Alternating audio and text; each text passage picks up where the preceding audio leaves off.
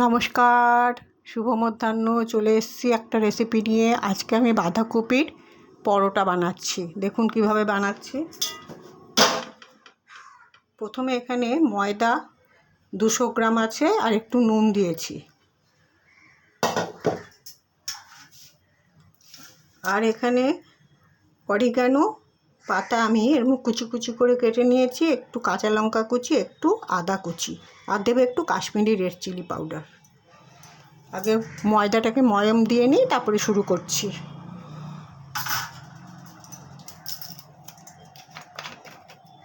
এই জন্য আমি সাদা তেলটা ইউজ করছি, সানড্রপ। এই তেলটাতে আপনারা করে খেয়ে দেখবেন, অম্বল হয় না। 200 গ্রাম ময়দা আমি নিয়েছি পরোটা বানাবো বলে। তার সাথে এই বাঁধাকপিটাকে আমি এবার অ্যাড করব। আর ময়ম দেওয়া আমার হয়ে গেছে। বাঁধাকপিটা যখন দিচ্ছি, এটা নুন দিয়ে সেদ্ধ করা আছে, সুতরাং এই ময়ম দেওয়ার পরে কিন্তু আর জল ব্যবহার করবেন না। জল ছাড়াই কিন্তু এটা ময়ম হয়ে যাবে এবং মাখা হয়ে যাবে। ময়মটাকে দিয়ে নিয়ে তারপরে বাঁধাকপি সেদ্ধটা তার সাথে মিশিয়ে দেবেন।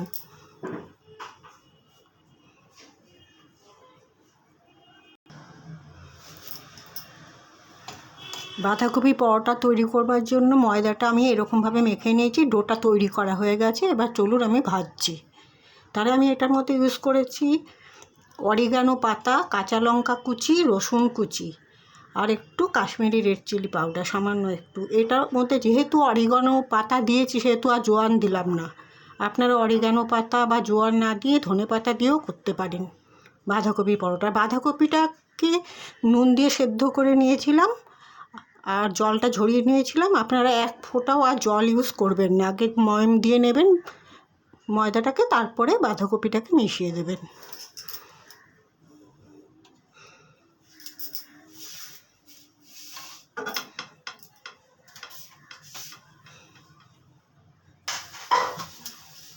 এই যে বাঁধাকপি পরোটাটা আমি এবার তুলে নিচ্ছি।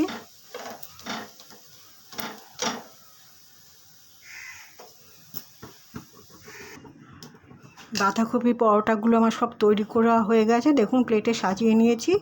তাহলে আমি আরেকবার রিপিট করছি। আমি এখানে 200 গ্রাম ময়দা দিয়েছি আর অরিগানো পাতা আমার বাড়িতে যেহেতু আছে, আপনারা হয়তো জোগাড় করতে আপনাদের একটু অসুবিধা হবে, সেই জন্য আপনারা অরিগানো পাতার বদলে আপনারা ধনে পাতা ইউজ করবেন। আর একটু তখন জোয়ান ইউজ করবেন। আমি অরিগানো পাতা ইউজ করেছি বলে জোয়ানটা ইউজ করিনি, ওটা জোয়ানেরই পাতা।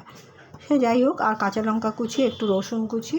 ময়দাটাকে ভালো করে ময়ম দিয়ে নিয়ে তারপরে বাঁধাকপিটাকে সেদ্ধ করা আগের থেকেই নুন দিয়ে সেদ্ধ করে রাখবেন। সেই বাঁধাকপিটাকে দিয়ে ময়দার সাথে আবার ভালো করে মিশিয়ে দেবেন। একটু নুন, চিনি, এটা তো বলার অপেক্ষা রাখে না, এটা তো ব্যবহার করতেই হবে। ভালো করে ময়ম দিয়ে নিয়ে তারপরে লেচি কেটে আমি এই পরোটাগুলো সব তৈরি করে নিলাম।